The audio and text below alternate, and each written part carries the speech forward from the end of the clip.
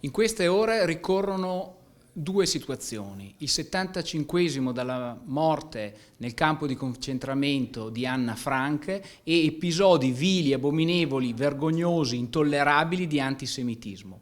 Noi con questa mozione chiediamo alla Giunta di sensibilizzare tutti i sindaci del Veneto perché dedichino una via nel loro comune ad Anna Frank. Non possiamo tollerare l'antisemitismo e dobbiamo ricordare la più grande sciagura del secolo scorso.